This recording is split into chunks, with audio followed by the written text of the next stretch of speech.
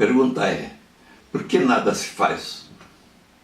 Quem entrar na casa nordestina, na principal via do comércio da cidade satélite do Paranoá, aqui em Brasília, a apenas 20 quilômetros do Ministério da Saúde, encontrará quase tudo que as pessoas precisam para viver ou sobreviver, não só no Nordeste, mas em qualquer lugar do Brasil.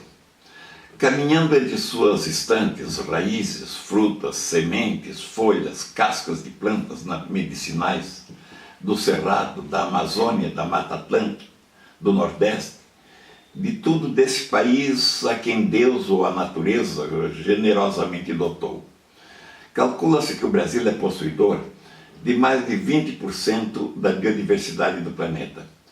Biodiversidade que serve para tudo, mas para dizer, serve especialmente para aquilo que já há 3.000 anos o profeta Ezequiel, no capítulo 12 de seu livro bíblico, ensina: as plantas produzirão frutos para alimentar os homens e folhas para curar suas doenças.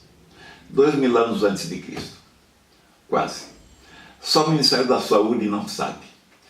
Infelizmente também muitas escolas de medicina e por consequência muitos médicos que elas formam também não sabem, ou mesmo sabendo que seria pior, nada fazem para aproveitar essa imensa biodiversidade em favor da saúde do povo, além de, evidentemente, de outros benefícios que elas oferecem. Nada faz o Ministério da Saúde, ou faz muito pouco, diante do que poderia fazer, ou deveria fazer. Muito pouco também faz a maioria das escolas de medicina. Mas bem o sabem, e muito bem fazem, os laboratórios, sobretudo os laboratórios estrangeiros, e seus fiéis representantes ou intermediários brasileiros, ouvindo dos países competentes do mundo, que enriquecem com nossas plantas medicinais, enquanto os nossos doentes sofrem, quantos morrem por não terem acesso aos remédios que lhes são oferecidos nas farmácias a preços incompatíveis com a generosidade de nossas plantas medicinais, cujos princípios ativos foram utilizados para fabricá-los, cientificamente por pressuposto, e registrado para que nós não possamos utilizar as plantas. Entrando na casa nordestina, como falava, entre as prateleiras de tantas ofertas, chego até a estante dos xaropes, dos chás, dos ungüentos, dos cremes e pomadas para massagear, para diminuir as dores e às vezes para curar suas causas. Tudo feito pela sabedoria popular de séculos. Tudo elaborado a partir das plantas de nossa biodiversidade, de suas folhas, como já ensinava o profeta Ezequiel, ou de suas raízes, de suas cascas, seus frutos, como nos ensina a sabedoria secular do nosso povo. A arnica, a mangaba, o barbatimão do cerrado, o xique-xique, o juazeiro, o mandacaru do Nordeste, a jurubeba, o guaraná da Amazônia, a mangaba, o poejo e tantas outras da Mata Atlântica, enfim, dezenas, centenas, milhares de espécies medicinais. Vou contar duas histórias ilustrativas da riqueza de nossa flora medicinal e do desinteresse dos que deveriam ser os maiores interessados por seu aproveitamento. A primeira história. Meus quase 6 hectares de um sítio em Brasília, metade dele transformado na RPPN Córrego da Aurora, Reserva Particular do Patrimônio Natural, são quase visíveis das janelas do Ministério da Saúde. É personagem dessa história seu Pedro Raizeiro, que tinha tido sua banca de raízes destruída pela fiscalização competente, a popular Rapa. De sua banca, seu Pedro, há 5 ou 6 anos, tirava o remédio para tratamento de um câncer que o tinha acometido. Ali também, além de oferecer ao público suas plantas, costumava conversar, discutir, explicar com médicos e alunos estagiários do Hospital Universitário de Brasília, em cuja frente se localizava a banca. Após destruir sua fonte de remédios, penalizada, vejam só, a Rapa o encaminhou ao SUS, de onde saiu com uma caderneta que o habilitaria a iniciar o tratamento quimioterápico daqui a 3 meses. Tudo poderia ter dado certo, mas para seu Pedro, se a morte não estivesse alerta e esperta, como diz o poema, não tivesse chegado antes. 3 meses de espera, comum prazo fatal de quantos brasileiros? Pois bem, só no meu pequeno sítio e sua RPPM, seu Pedro, com quem fiz parceria, tinha identificado 123 espécies de plantas medicinais, especificando seu uso, sua serventia para curar as doenças, as dores do povo. Dessa pesquisa resultou um catálogo artesanal, cada espécie fotografada, menos as 94 a 119, ou 123, porque seu Pedro, meu parceiro, se fora, levado pelo câncer, antes de iniciar a quimioterapia do SUS. O catálogo, como as plantas, a ninguém interessou. Ao Ministério da Saúde, a quem bastava olhar pela janela, as universidades para pôr seus laboratórios e seus doutores a serviço do Brasil, ou do povo. A segunda história.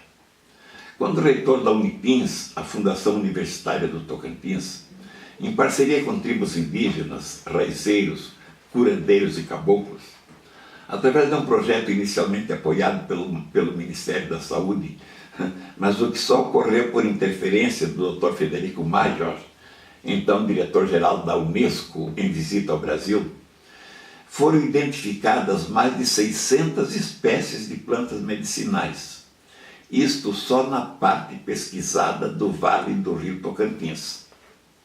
No entanto, federalizada a universidade, ao que eu saiba, nem a pesquisa foi concluída. O Ministério da Saúde retirou-se e tudo, como tantas coisas no Brasil, acabou em nada, ficou na estaca zero. Enquanto isto, os laboratórios farmacêuticos estrangeiros e até raríssimos nacionais por sua conta e risco, até algumas universidades, vão transformando os princípios ativos em remédios cientificamente aprovados. Sua composição, suas fórmulas, seu uso e devidamente registrados com direito exclusivo de pesquisa e comercialização. Remédios e outros produtos farmacêuticos que geram seus lucros, suas conquistas. E o povo brasileiro que se lixa, desculpe, nos corredores dos hospitais, nas filas do SUS, na esperança de sobreviver. Repito, se a morte não for esperta e não estiver por perto, como sempre está, como diz o poema, nas filas do SUS, nos corredores dos hospitais e, sobretudo, na porta das casas do povo, principalmente do povo das periferias, de que tanto gosta a morte para exercer sua função. Retorno à casa nordestina, com quem iniciei esta reflexão. Ali, como em tantas casas do Brasil, tantos sítios, ou tantas bancas de raizeiros como a de seu Pedro, que a Rapa destrói e leva junto às raízes, feitas como ensinava o profeta Ezequiel, eu repito, para curar suas doenças, trocadas por um cartão do SUS, e fica o raizeiro ameaçado com um processo por exercício ilegal de medicina, enquanto o Ministério da Saúde cumpre sua função e alerta lá na Casa Nordestina. O Ministério da Saúde adverte que não existem evidências científicas comprovadas de que este alimento previna, trate ou cure doenças. É isto. Como Pilatos no Credo, o Ministério da Saúde, que ironia no nome, poderia se chamar Ministério da Doença ou da Morte, sei lá, não faria grande diferença. Por que não? O Ministério da Saúde prefere o comodismo fiscalizatório de lavar as mãos do alto de sua torre de marfim da burocracia bem nutrida, desclassificar o produto já na sua origem. Enquanto isto, sei que sou repetitivo, mas vou repetir. Os laboratórios e os centros de pesquisa, até nacionais, mas sobretudo estrangeiros, como se pode comprovar só verificando quem são os fabricantes de cada remédio, como consta das próprias embalagens. Deles, a maioria vem, leva nossas plantas, pesquisa, identifica seus princípios ativos que manipulam e provam que são eficazes, embora nem sempre, coisa que, aliás, o povo, em sua sabedoria secular aqui no Brasil, já sabia. Provada cientificamente sua eficácia, eles, os laboratórios, os registram em seu nome e o que era nosso passa a ser deles, com exclusividade, e chegam nas prateleiras das farmácias naqueles preços inacessíveis para o povo, para você e para mim, esse povo dos corredores dos hospitais, ou na espera dos remédios que os governos lhes prometem e às vezes até fornecem. Fornecem em tempo, se, como diz o poema, e eu retorno a ele, a morte não fosse esperta e não estivesse alerta como sempre está. E continuará levando, e continuará levando, enquanto o Ministério da Saúde adverte que falta ao Ministério da Saúde o dinheiro que é desviado para tudo e para todos. Faltam laboratórios, mas não os tem suficientes, ou julgará que a biodiversidade é que é demais, não precisaria ser tanta. Se ele não tem, existem dezenas de laboratórios nas universidades e em outros centros de pesquisa que poderiam ser apoiados, ser utilizados, tantos como tanta é nossa universidade. São nossas plantas medicinais. Ou as universidades também não se interessam, ou haverá preconceito do Estado contra aquelas que se interessam, ou faltam pesquisadores e cientistas. Talvez até faltem, porque muitos dos que há, e existem, se exilaram no exterior por não terem aqui no Brasil incentivos, condições mínimas de trabalho, do trabalho de que necessitam para produzir. Muitos produzem lá fora e frequentemente você pode vê-los, ver sua competência e sua produção até nas telas da TV. Talvez um dia Deus ou a natureza, como preferirem, se arrependa de ter dado tanto ao Brasil, tanta riqueza, árvores e plantas para alimentar os homens e curar suas doenças. Enquanto os homens, esses que tanto receberam, seus ministérios, seus burocratas, seus interesses confessáveis ou inconfessáveis, ou sua competência relativa ou incompetência.